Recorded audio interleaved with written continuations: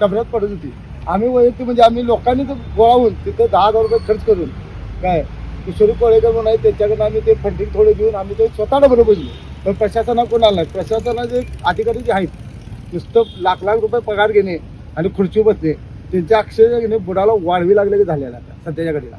त्यातली किती वेळा पण सांगा तुम्ही तर गेला समस्या घेऊन काय एखादं नवरा कसा बायकोला उचल तसं आता ह्या बघा समजा हो का असं आहे का बरं ठीक आहे आपण बघू ही त्यांची उत्तरं असते.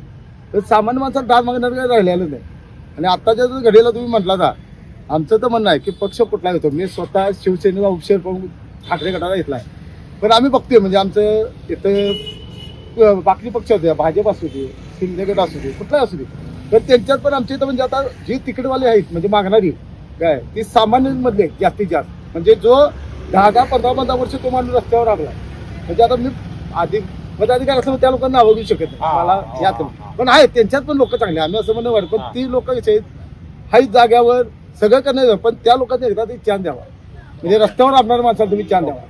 म्हणजे एक लोक बरीच आहेत पक्ष आहेत त्या की स्वतःहून राबल्यात पक्षाच्या विरोधात म्हणजे आपण सत्ता असून त्या पक्षाच्या काय ती स्वतः त्यांच्या पक्षाविरोधात कामासाठी उपोषणाला बसलेली आमच्या इथं माणसं आहेत. नवनवीन अपडेटसाठी डिजिटल कोल्हापूर चॅनेल फॉलो करा.